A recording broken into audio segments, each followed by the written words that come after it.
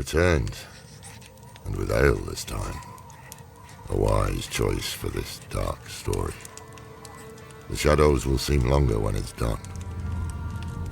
Before we talked of Anu and Tethamet, the high heavens and the burning hells, and all who reside there, embroiled in the eternal conflict. Now let us speak of the creation of Sanctuary, and our creators, Inarius and Lilith, angel and demon, our father and mother. The eternal conflict raged on, endless and all-consuming. Led by the Angiras Council, the angelic forces fought countless battles against the armies of the 7 demon lords, who sought to conquer all of creation.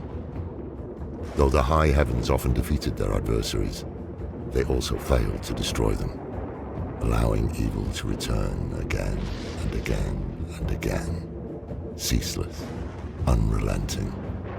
Both sides claimed victories, both suffered crippling defeats. The conflict was a never-ending slaughter. Many of these battles were fought in Pandemonium, the plane said to be formed from the violent death of Anu and Tethamet, where the heart of creation lay, the mountain-sized artifact that would come to be known as the World Stone, housed within the Pandemonium fortress.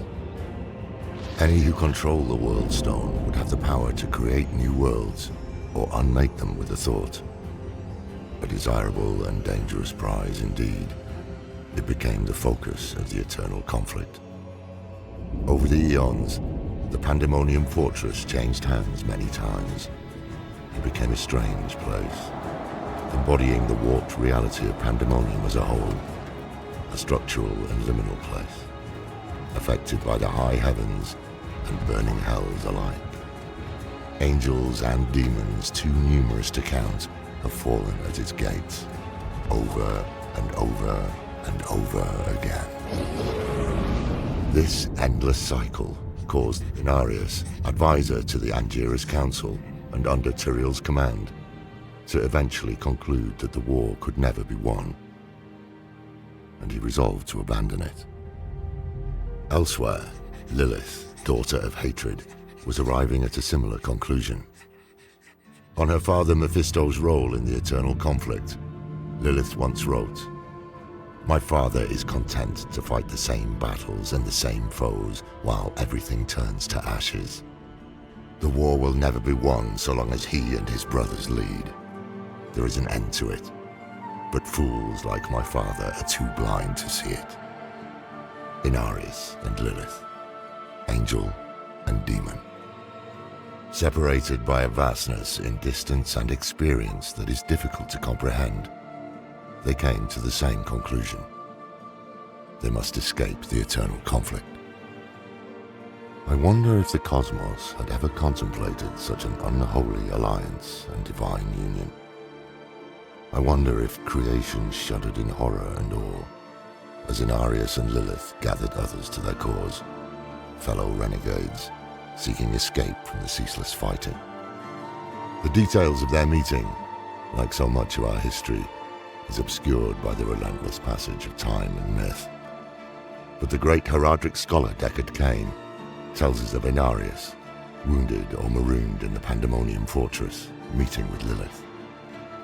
Lilith was not spared the hatred of her father Mephisto, and from time immemorial had awaited an opportunity to rebel. For the first time, combatants in the eternal conflict not only set aside their differences, but also formed a union.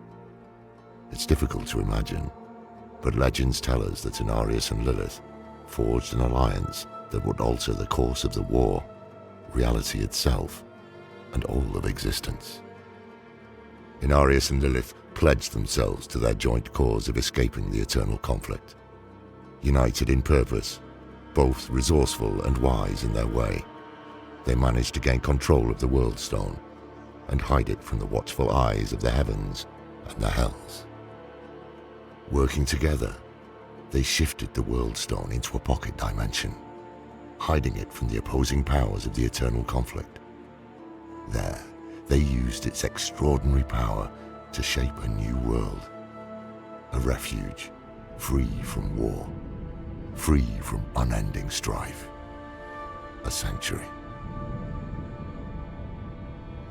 The renegade angels and demons came together to create new life, and the nature of the eternal conflict changed. The joining of the opposing natures within these firstborn made beings unlike any before.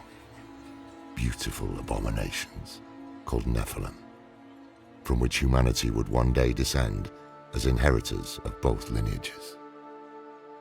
The birthrights of the firstborn graced them with the potential to resist the evil of the burning hells and to defy the dominion of the high heavens.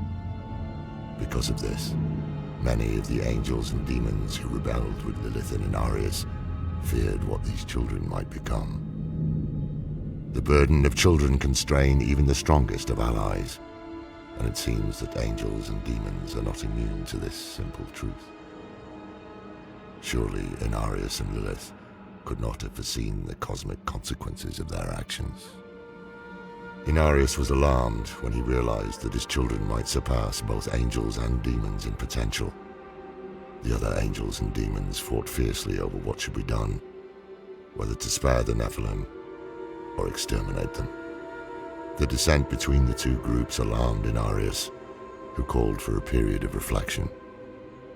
Lilith, driven into a mad frenzy by the threat of her children's extinction, ruthlessly murdered each and every renegade angel and demon, leaving only Inarius to discover the carnage she had wrought. Horrified by the loss of his comrades at Lilith's hand, Inarius became enraged. But still he could not kill Lilith. Instead, he banished her from the sanctuary they had created together. Inarius then attuned the World Stone to diminish the powers of the Nephilim over time, and disappeared in the aftermath. As their strength faded generation by generation, they came to resemble mortals, no longer angelic or demonic, simply human.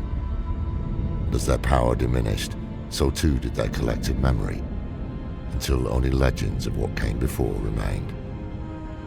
It is said that the firstborn remained immortal and undying as humankind took shape, giving rise to the cultures, kingdoms, and tribes of Sanctuary, before themselves fading into myth.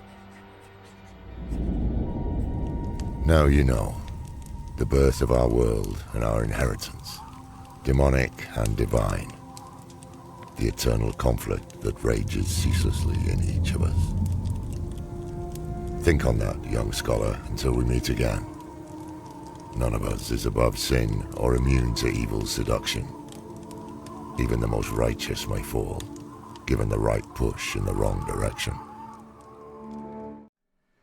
Thank you for watching the video. Hope you enjoyed it. If you did, please like, subscribe, thumbs up, or comment. We appreciate any support for the channel. Thank you very much. Have a great day.